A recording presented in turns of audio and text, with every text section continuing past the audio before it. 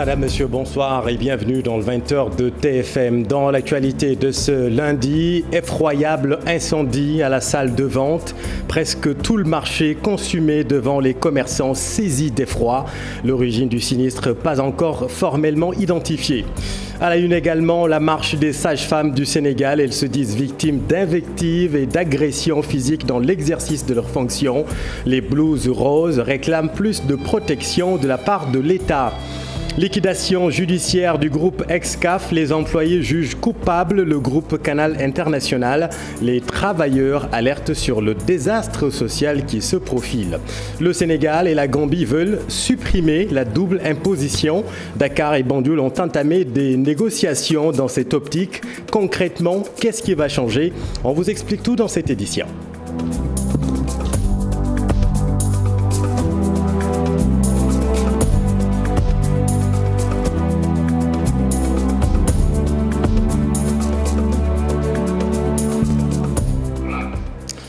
Les commerçants du marché salle de vente ont assisté cet après-midi à un spectacle effroyable. Situé en plein cœur de Dakar, ce marché a été littéralement calciné par des flammes hautes et ravageuses. Fort heureusement, aucune perte en vie humaine n'a été enregistrée, mais vous allez le voir, les dégâts matériels sont immenses. Reportage édifiant, Modou Diop, Aminata Mbarisso. C'est dommage, c'est regrettable. Et j'ai l'impression que c'est un éternel recommencement. On est obligé de prendre nos responsabilités et de discuter sérieusement. Je suis à l'aise, je suis le maire de cette commune, je sors d'élection, je tenais ce discours pendant les élections.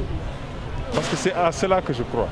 Il faut que les acteurs viennent qu'on s'assied, que les propriétaires des terrains viennent qu'on s'assied et qu'on organise ça.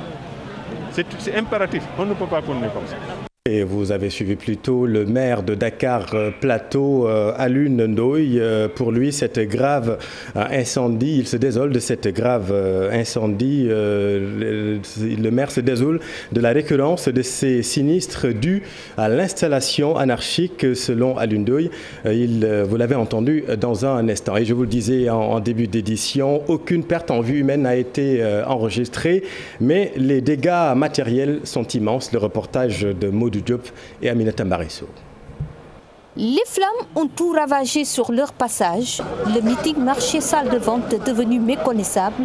C'est comme si elle était rayée de la carte de Sandaga. Regardez à côté, je vendais des meubles en bois, mais la totalité de la marchandise a été emportée par les flammes. La rapidité des flammes n'a laissé aucune chance aux occupants des lieux pour sauver quelques marchandises. En moins de 30 minutes, pas que Regardez ma cantine où j'exposais les portables. Elle est là, en flammes. Tout est parti en fumée.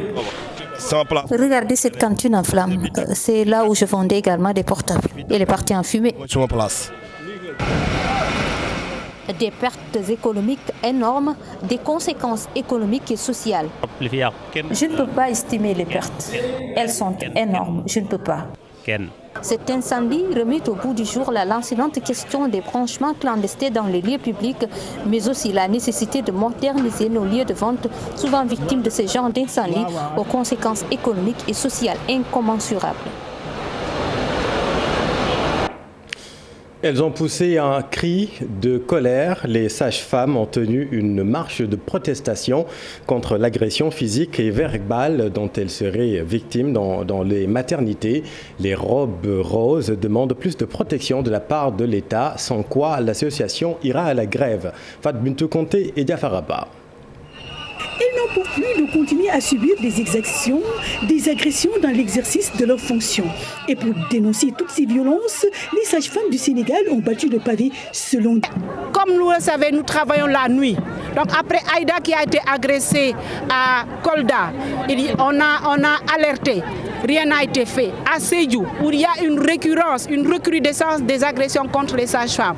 Rokhaya a été agressée, battue à coups de coupe-coupe par les Kankourang. Après, il y a eu, au niveau de Fayal, dans le Joal, une sage-femme qui a été victime d'une tentative de viol et quand elle a refusé, son agresseur l'a rouée de tellement de coups de couteau qu'elle a été à l'hôpital en réanimation pendant une semaine. Une marche de protestation de la place de la Nation à la RTS pour décrire les conditions dans lesquelles elle travaille dans les contrées lointaines. Nous allons travailler parce que nous sommes des Amazones de la croisade contre la mortalité maternelle et néonatale. Nous avons accepté d'aller dans les régions les plus reculées du pays. Partout où vous allez au Sénégal, dans le village le plus reculé, vous trouverez dans un poste de santé des sages-femmes. Des sages-femmes qui sont là-bas, qui sont parfois appelées communautaires parce qu'elles ne sont même pas recrutées. Elles sont payées à des sommes tellement dérisoires qu'on a même honte d'en parler. Ces sages-femmes, très remontées contre les autorités, ne réclament qu'une chose, plus de sécurité dans leur lieu de travail. C'est qu'avant qu'une sage-femme ne perde la vie dans l'exercice de sa profession ou de son métier, que les autorités puissent nous donner la sécurité dont on a besoin. On ne demande pas grand-chose. Nous voulons travailler parce que nous sommes des Amazones de la croisade contre la mortalité maternelle et néonatale. Sinon, il n'exclut pas d'organiser dans les jours à venir une journée sans sage-femme. Maintenant, si rien n'est fait, nous allons vers une maternité effectivement sans sage-femme. Les sages-femmes sont prêtes à aller jusqu'au bout parce que notre vie, nous ne la vendons pas, nous ne la mettons pas sur le marché. Nous avons besoin de travail et on a juste besoin de sécurité. Ces sages-femmes du Sénégal disent en avoir assez de ces violences dont elles font l'objet et ne comptent plus se laisser faire. Les travailleurs d'Excaf Télécom alertent sur le désastre social qui guette les employés du groupe mis en liquidation judiciaire. Les salariés indexent le groupe Canal International. Les travailleurs ont organisé aujourd'hui un rassemblement général ce matin devant les locaux du groupe Excaf Télécom. Pape Faraning et Tierno Loromiti. Tous devant leurs locaux pour sauver leurs emplois. Les travailleurs du groupe Excaf sont en colère contre Canal+. Ils accusent le groupe français de vouloir liquider leur entreprise. Mobilisation exceptionnelle des travailleurs de Excaf Télécom pour dire non à une tentative mafieuse de liquidation du groupe Excaf Télécom par le groupe Canal International, une entreprise française qui n'a cessé de nous causer d'énormes difficultés depuis qu'on a gagné le marché de la TNT. Les travailleurs du groupe Excaf indexent les autorités d'être derrière ces décisions. Pour eux, le Canal est dans l'illégalité au Sénégal. Nous ne pouvons pas l'accepter parce que le Canal n'était pas légal. C'est une entreprise qui est illégale. Nous savons qui sont derrière cette décision-là. Nous les connaissons très bien. Ce sont des Sénégalais qui ont trahi leur pays, qui sont derrière cette décision-là pour essayer de liquider Canal. Et cela, nous, les travailleurs de Excaf, nous n'allons pas accepter cela. Vous avez tous entendu un ministre de la République dire que tous les Sénégalais ont besoin de Canal. Il est payé par le contribuable sénégalais. Et il devait être le premier à défendre une entreprise nationale. Et il renie l'entreprise nationale, il renie le peuple sénégalais pour aller défendre les intérêts des colons. C'est un combat de tous les groupes de presse, sinon plusieurs emplois sont menacés. Face à l'oppression, le Ben dit non. Dire non quand on n'est pas d'accord, je crois que c'est un devoir syndical.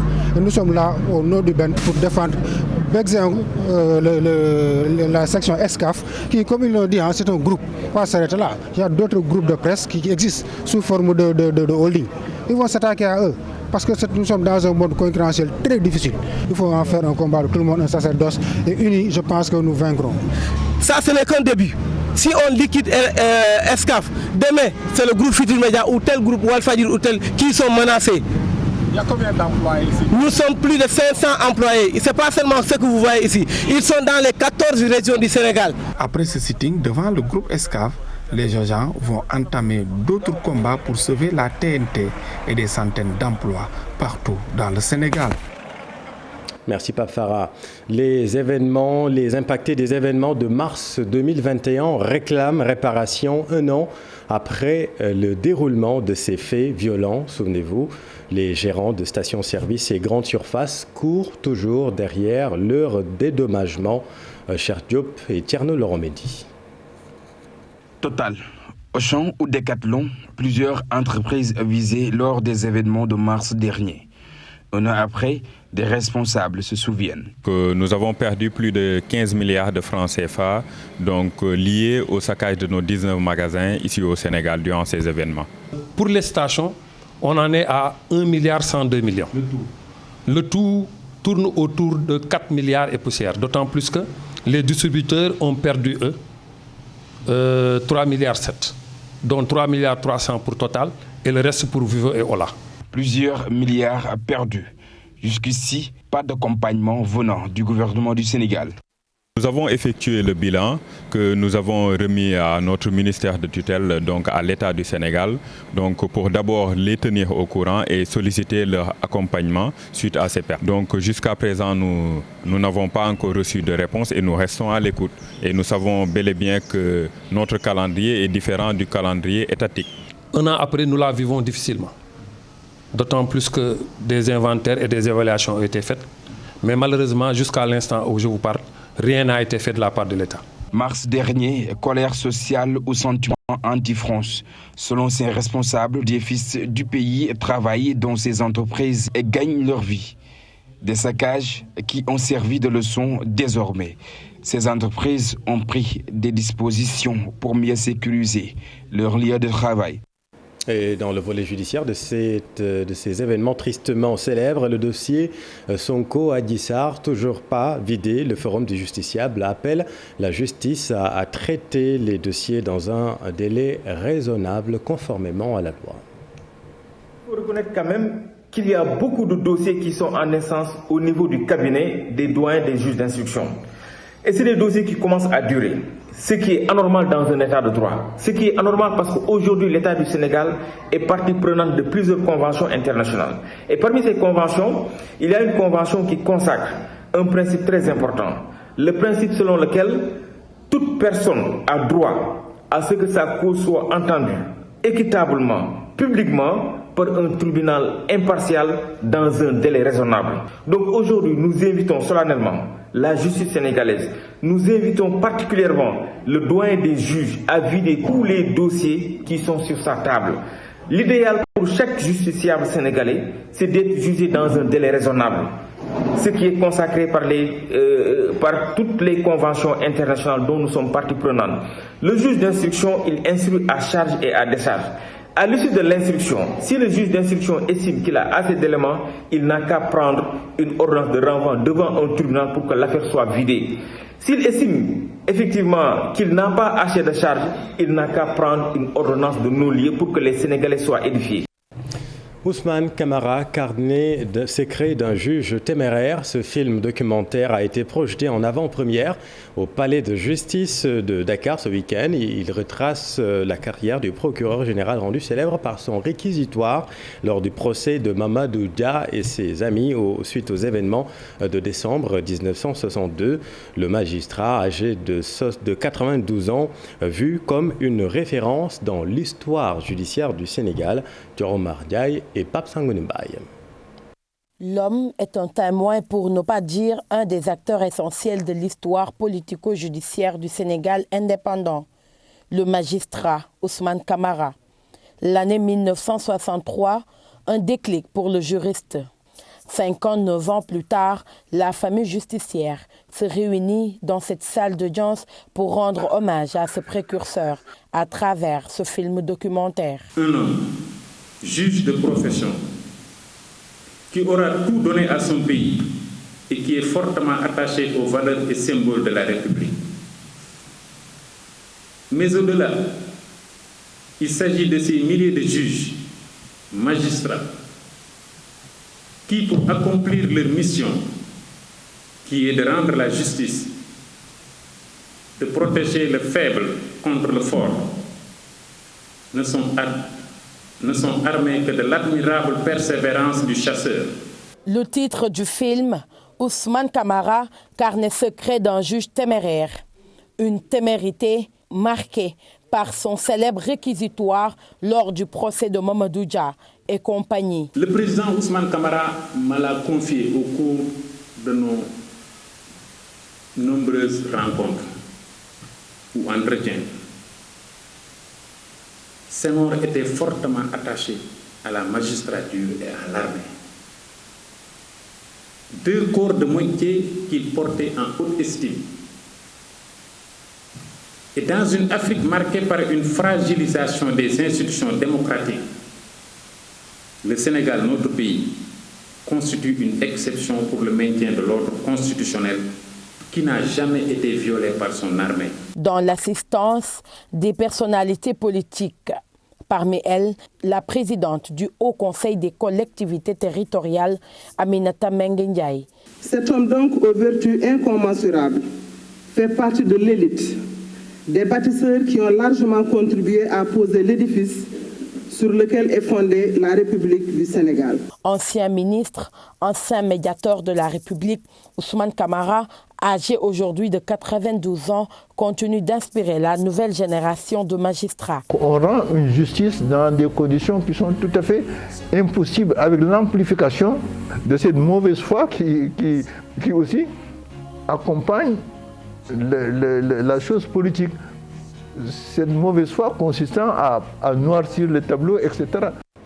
Merci Thioro. Tout autre chose à présent, réaménagement du calendrier scolaire. Vous le savez, l'Éducation nationale souhaite raccourcir les fêtes de Pâques, l'objectif étant de grappiller quelques heures au fin de combler le gap causé par la longue grève des enseignants. À Sédhiou, les acteurs approuvent la proposition, mais s'inquiètent d'un éventuel prolongement de l'année scolaire. Voyons tout cela avec Bakary Konté et Kali Diamé. Avoir trouvé un accord avec les syndicats d'enseignants qui aboutit à la suspension des grèves, le ministère de l'Éducation nationale a procédé au réaménagement du calendrier scolaire. Une décision saluée par Momodou Mané, proviseur du lycée Ibou Diallo de Sédhiou. Il est normal, et tout le monde s'y attendait, en tout cas tous les acteurs, que le ministère procède à un réaménagement du calendrier scolaire. Mais au-delà du réaménagement du calendrier scolaire, il y a aussi un réaménagement des programmes. De sorte que, en tout cas, l'impact de la grève puisse être réduit au niveau des apprenants. Ce réajustement des programmes est très bien accueilli chez les professeurs. C'est le cas d'Idriss Sambo, professeur de philosophie. Au vu de la situation actuelle, ce serait quelque chose de salutaire parce que ce serait trop compliqué de finir le programme. Parce que n'oublions pas aussi que les syndicats du moyen et secondaire ont déroulé 10 plans d'action. Et 10 plans d'action pour une année, ça va être trop compliqué de remplir ce quantum horaire-là. Le programme de façon générale pour permettre maintenant aux enseignants de ne pas être trop sous pression et les élèves aussi dans ce cadre-là. Parce que ça aurait été compliqué de maintenir le programme à l'état. Sinon, nous serions obligés de basculer carrément dans les vacances et ce n'est pas toujours dans les meilleures conditions que les établissements. Tous les établissements ne sont pas dans les mêmes dispositions pour faire des cours durant l'hivernage. Mame Diarra Diouf, élève, abonde dans le même sens. Ça va nous permettre d'avoir plus de temps de réviser et tout ça. Mais comme par exemple ici, nous sommes à Casamance et l'hivernage approche trop vite. Si c'est à Dakar, il n'y a pas de problème. Là-bas, ça ne pleut pas fréquemment, mais ici, parfois, dès la fin du mois de mai, ça commence à pleuvoir. Le proviseur du lycée Ibou Diallo de Sédhiou invite l'implication de tous les acteurs pour une meilleure gestion du reste de l'année scolaire.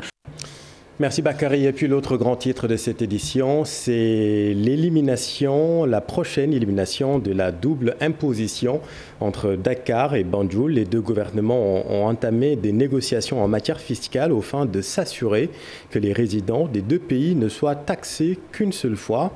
Le ministre des Finances, Abdoulaye Daouda Diallo, le ministre des Finances et du Budget, a rencontré son homologue gambien aujourd'hui. Nous y reviendrons avec Marcel Farba Maroun. Allons maintenant dans le sud du Sénégal. La déforestation de la Casamance constitue une menace très sérieuse sur la filière MAD qui est pourtant sur le point d'être labellisée par les instances internationales. L'alerte est donnée par le directeur régional du développement communautaire et de l'équité, Bakary Sidindiaye, avec notre équipe à Ziguinchor. Revenir sur un fait, il s'agit de la dégradation des forêts de la Casamance. Nous l'avons dit et nous l'avons répété dans la salle que si cette dégradation continue, il n'y aura plus de forêt en Casamance et sans forêt, il n'y a pas de production. Et sans production, il n'y a pas de transformation économique. Et la région naturelle de la Casamance qui a tant souffert de beaucoup de de fléau va basculer irrémédiablement dans la pauvreté. Il faut agir pour agir et par le biais de l'éducation. Il n'est plus besoin de démontrer que la filière MAD participe au développement économique de la Casamance. Qui dit MAD pense à la Casamance, mais ce qu'il faudrait amener les différents acteurs à faire, c'est d'assurer la disponibilité de ces produits pendant toute l'année. Et je pense que les acteurs qui sont réunis aujourd'hui par cette activité ont pris conscience de cela et feront de sorte qu'il n'y ait plus de rupture de ces produits pendant toute l'année. Et puis, fenêtre sur le monde, tour d'horizon de l'actualité internationale avec Daniel Diouf. L'état-major des armées françaises a annoncé avoir neutralisé au Mali Yahya Djouadji, alias Abou Ammar al-Jazairi, figure du djihadisme algérien. L'homme avait largement contribué à l'expansion d'Al-Qaïda et du terrorisme en Afrique de l'Ouest. Il a été tué dans la nuit du 25 au 26 février dans une opération conduite par la force Barkhane à environ 100 km au nord de Tombouctou. Tombouctou, où il a apparu en 2019 comme coordinateur financier et logistique du groupe terroriste Djouadji alias Abou Ammar, un combattant expérimenté, un relais majeur dans le nord du Mali. En Côte d'Ivoire, 7 jours après l'effondrement d'un immeuble à Treichville qui avait causé la mort de 7 personnes, c'est encore un immeuble de 4 étages qui s'est effondré dans la nuit de dimanche à lundi. Au moins 5 morts, dont 3 enfants et 30 blessés. Ce sont les 3e et 4e étages qui se sont affaissés en quelques secondes. L'immeuble achevé en 2013 sans permis de construire, comme environ 80% des chantiers dans la capitale économique de la Côte d'Ivoire. 18 ménages occupaient l'édifice dans le quartier d'Angré. La justice a été saisie pour déterminer les responsabilités de cet accident. Au Bénin, l'ancien patron des services de l'immigration au gradé de la police nationale a été condamné ce lundi à 10 ans d'emprisonnement ferme et 5 millions de francs CFA d'amende pour abus de fonction. Une peine prononcée par la Cour de répression des infractions économiques. C'est une affaire de délivrance frauduleuse de passeports à des étrangers, notamment 6 Camerounais, qui envoient le commissaire divisionnaire derrière les barreaux. Les 6 Camerounais bénéficiaires des passeports béninois illégalement délivrés sont eux condamnés à 3 ans de prison. La Cour prononce également contre eux une interdiction de séjour sur le territoire du Bénin pendant 10 ans. La justice demande qu'ils soient expulsés une fois leur peine purgée. Les Camerounais détenteurs de passeports béninois avaient été arrêtés à l'aéroport alors qu'ils se rendaient en Équateur, en Amérique du Sud. Et puis en France, le Conseil constitutionnel a dévoilé ce lundi la liste officielle des candidats à l'élection présidentielle du 10 avril prochain. Ils sont finalement 12 à avoir obtenu leurs 500 parrainages d'élus, 12 candidats à avoir un bulletin de vote à leur nom. Les électeurs auront le choix entre Anne Hidalgo, Yannick Jadot, Marine Le Pen, Emmanuel Macron, Jean-Luc Mélenchon, Valérie Pécresse, Éric Zemmour, entre autres. En 2002, ils étaient 16 candidats. Merci Daniel. Et puis dans l'actualité sportive en football, la Ligue 1 a un nouveau leader. Il s'agit du Guédiawaye Football Club qui a remporté hier le duel des promus. GFC est allé battre à Saint-Louis la Linguère en but à 0. Ousseynou Diop et Habib Seck. Le Guédiawaye FC a réussi la bonne opération de cette 12e journée en infligeant à la Linguère de Saint-Louis sa première défaite 1-0. Le but de Guédiawaye FC a été marqué à la 77e minute. Yaya Kamara, sur un coup franc repoussé par le gardien Alunian, a poussé le cul au fond des filets, inscrivant ainsi l'unique but de la rencontre. Les banlieusards dakarois enchaînent ainsi une 6e rencontre sans défaite, au grand bonheur de leur entraîneur Souleymane Diallo. Pour laquelle ils ont dépensé beaucoup d'énergie en première période. Et vous avez vu, on a tardé effectivement à retrouver notre rythme. Mais moi, je pense que la stratégie meilleure, c'est l'engagement des garçons qui ont fait montre aujourd'hui. Privé de son capitaine Madou Doudou Soumaré, de son buteur Babacar Guissène, puis Souleymane Sissé et Cheikhouna Dia, tous blessés, mais également des internationaux U20, Mamadou Ndiaye et Soin Bouning, partis faire des tests en Europe. C'est une équipe de la Linguère fortement diminuée qui a tenu tête à Guédiawaye FC. On peut tuer le match en première mi-temps, mais c'est des erreurs de jeunesse qu'ils ont fait. Ils n'ont pas pu tuer et c'est comme ça. Si on ne marque pas derrière, on va prendre un but à la con et ça s'est passé comme ça et c'est le football. Avec cette victoire, Guédiawaye FC remporte le duel des promus et occupe désormais. En basket, après le début raté à la Basketball Africa League, le Dakar Université Club va rencontrer ce mardi le CF Beira du Mozambique lors de la deuxième journée de la Sahara Conférence. Un match à aborder cette fois avec plus de rigueur. Cher Salibou Diarra.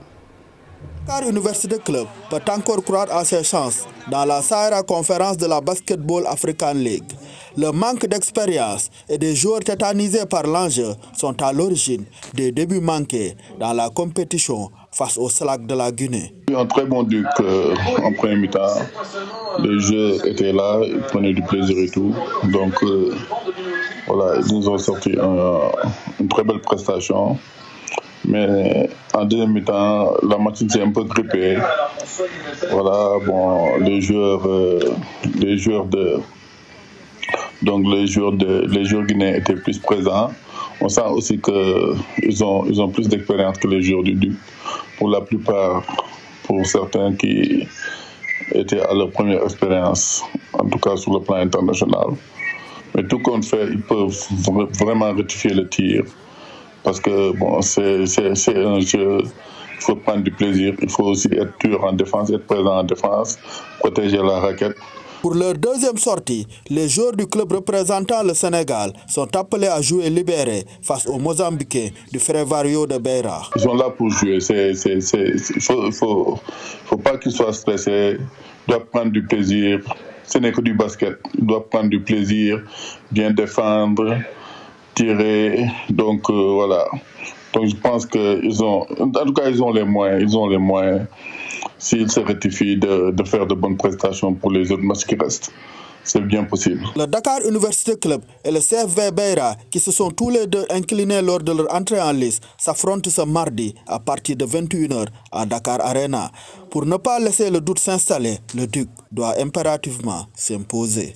Et on revient au foot avec le point sur la Ligue 1. Guédiawaye FC, je vous le disais, nouveau leader de la Ligue 1 après son succès à Saint-Louis. Pas de vainqueur dans le match des académiciens entre Génération Foot et Dakar Sacré-Cœur. Nous retrouvons Cher Salibou Diarra.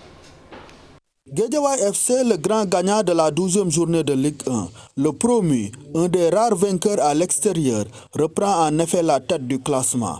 Une place de leader obtenue grâce à son succès, 1-0 à Saint-Louis devant la Linguère, combiné à la contre-performance de Génération Foot. Leader avant cette journée, l'académie de Denis Biramdao a été tenue en échec par Dakar Sacré-Cœur, un nul blanc à domicile.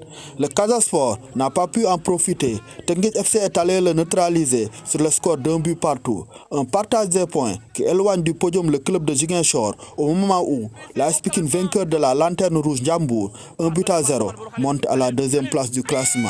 L'ASC Jaraaf Bael, Mbour Petite Côte 2-0 pour rester en embuscade avec le même nombre de points au pied du podium. L'US Gorée, auteur de l'autre victoire à l'extérieur face à l'AS Douane 2-0, intègre la première moitié du classement. Djambar de Sali n'y est pas encore, mais il quitte la zone de relégation en signant le carton de la journée. Un succès de 3-0 devant le Seneps Excellence de Thiès qui tombe à l'avant-dernière place. 11 buts ont été inscrits en cette rencontre. Les attaques de la Ligue 1 retrouvent un peu plus d'efficacité par rapport aux 2 dernières journées. Voilà, c'est la fin de cette édition. Merci infiniment de l'avoir suivi. L'info continue. Dans un instant, vous retrouvez Binta Diallo et son invité ce soir, M. Abdoulaye Sen, pour parler du prochain forum de l'eau. Restez en compagnie de nos programmes. Excellent tout de suite sur TFM.